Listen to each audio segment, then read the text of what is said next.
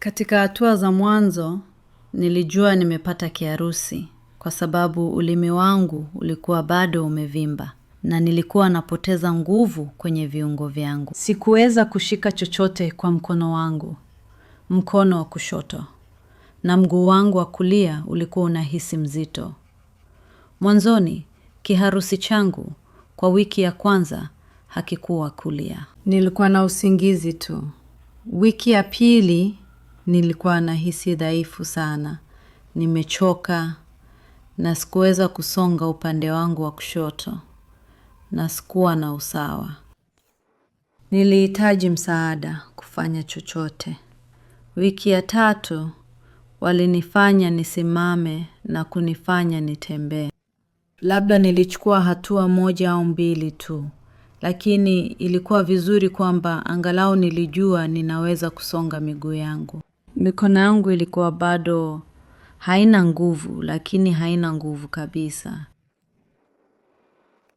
Mwisho wa mwezi niliondoka hospitalini.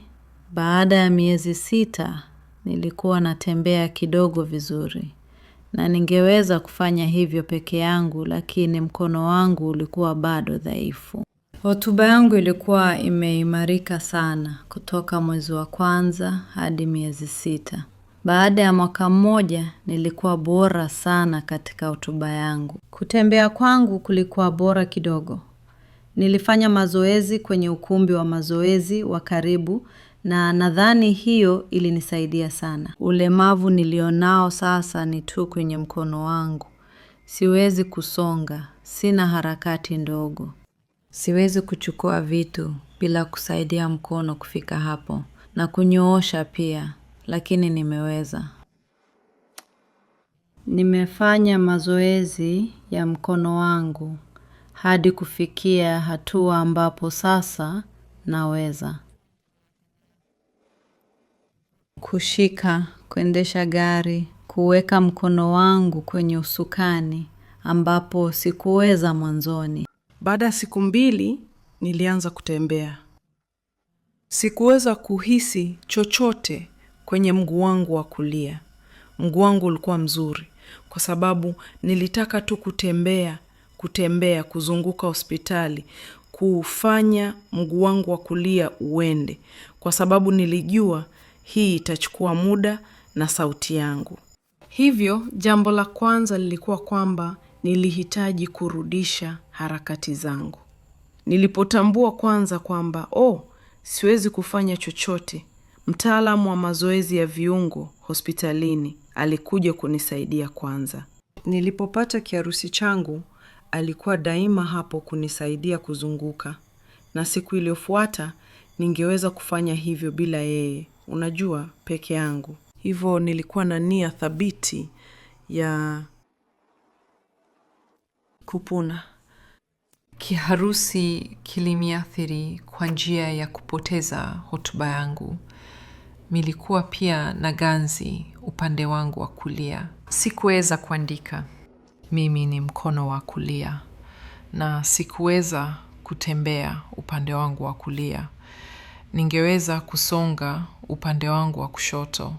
Lakini kulia kwangu, hivyo ndiyo, hotuba yangu ilikuwa na lafudhi na sikuweza kuandika kabisa. Sikuweza kuchukua kalamu siku za kwanza chache na harakati zangu au kutembea sikuweza kufanya hivyo kwa siku za kwanza chache pia nilipokuwa hospitalini. Kupona kwangu ndiyo hotuba yangu nadhani ilirudi wiki ya pili na ilikuwa bado na lafudhi, lakini ningeweza kusema unajua maneno machache. Na nilifanya kutembea kidogo au kuvuta kama unavyopenda ili mguu wangu wa kulia usonge vizuri.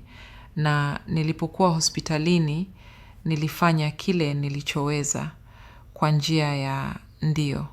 Nilichukua kalamu na kufanya mazoezi. Nilifanya hivyo kwa sababu nilikuwa na nia ya kurudisha kazi zangu. Hotuba yangu ndio nilizungumza na wageni wangu, na hata kama nilikuwa na lafudhi au la nilijua. Niliendelea kusonga mdomo wangu, kuendelea na sauti yangu na kutembea. Mume wangu angenisaidia na kunitembeza kidogo. Hivo ilikuwa kidogo kidogo. Hivo ilikuwa wakati nilipokuwa hospitalini kwa siku 12. Nilikuwa pia na uso uliodondoka, lakini niligundua kwamba nilipoendelea kuzungumza ilionekana tu kuwa sawa. Ilikuwa kama mazoezi kidogo. Takriban mwezi mmoja baada ya kuruhusiwa na kutoka hospitalini. Mwezi mmoja baada ya ndio nilikuwa karibu kurudi kawaida. Na kwa kupoteza ulemavu wangu, hotuba yangu, kuandika kwangu na kutembea kwangu, nilichofanya nilifanya kile nilichoweza, niliweza kufanya kimwili kila siku. Hivyo nilifanya mazoezi kila siku. Takriban mwezi mmoja hadi miezi mitatu baada ya nilikuwa na uwezo tena. Nilikuwa natembea vizuri, usawa ulikuwa mzuri, kuandika kwangu kulikuwa vizuri. Haikuwa sawa au kawaida, lakini ningeweza kuandika barua, ningeweza kuandika kwa kuchapa, si sana kuandika, lakini kuchapa. Uso uliodondoka, ulikuwa umeondoka na hisia zangu, ganzi, hiyo ilikuwa imeondoka. Hivyo nilikuwa nikisonga kwa ufanisi upande wangu wa kulia. Na miezi 6 nilikuwa karibu kupona. Ndio, ndani ya miezi 6 hadi mwaka 1 nilikuwa na uwezo kamili. Nilipotoka hospitalini siku 12 baada mwezi mmoja baadaye nilikuwa nikiendesha gari tena. Na ndio miezi 6 hadi mwaka 1 nilikuwa na uwezo kamili. Kwa kusema hivyo, unajua haikuwa rahisi kwa sababu nilikuwa najifunza, nilihitaji kujifunza tena. Lakini nilidumisha nia. Nilifikiri, ndio, kidogo kidogo nilihitaji kushughulikia hii hali au ulemavu.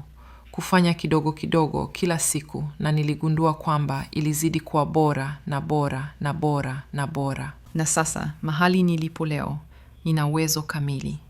Naweza kuandika kitu pekee na kuandika kwangu. Nachoka kidogo wakati mwingine, lakini hiyo ni sawa kwa sababu jambo ni kwamba naweza kuandika, ni tofauti tu. Naweza kukimbia, naweza kupanda kwenye mashine ya kukimbia, naenda kutembea. Hotuba yangu, ndio, hotuba yangu ni nzuri na inaendelea kuwa bora na bora na yenye nguvu, na najisikia karibu kwamba nimerudi kawaida. Hivyo nitaendelea tu. Kitu kilichoniathiri nilipopata. Bado ninacho lakini si mbaya sana, ilikuwa kumeza kwangu. Unajua nilihitaji kuzingatia vinywaji, aina ya vinywaji chochote kila siku kwa takriban wiki 3.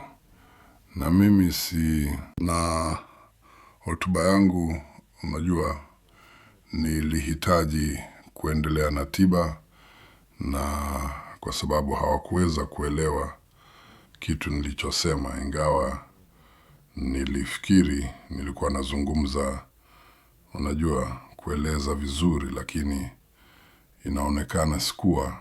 Hivyo nilikuwa kwenye tiba ya hotuba kwa takriban wiki 4, na mwanamke alikuwa unajua, alikuwa akifanya mazoezi ya kila aina, unajua, kwa mdomo wangu. Na kuona mara 2, hiyo ilipona haraka mwanzoni mwa kiharusi changu kwa takriban wiki 2, na kisha ilianza kuwa wazi kwa sababu nilikuwa nimerudi kwenye dawa zangu. Lakini ndio ilikuwa hasa mtaalamu wa hotuba.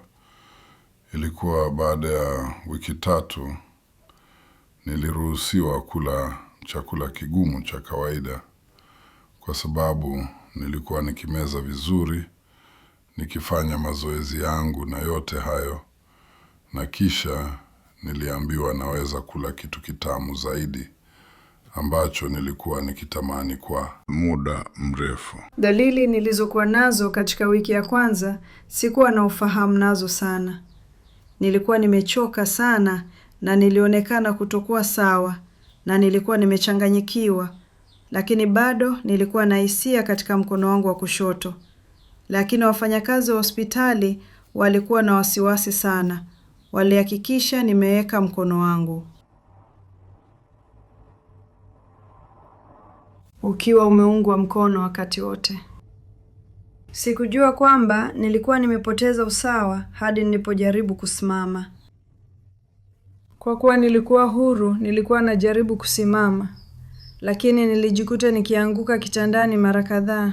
Kwa hivyo, na nilikuwa na wasiwasi sana kuhusu uso wangu uliokuwa unaning'inia. Nilikuwa na hofu kwamba ungeanguka vibaya.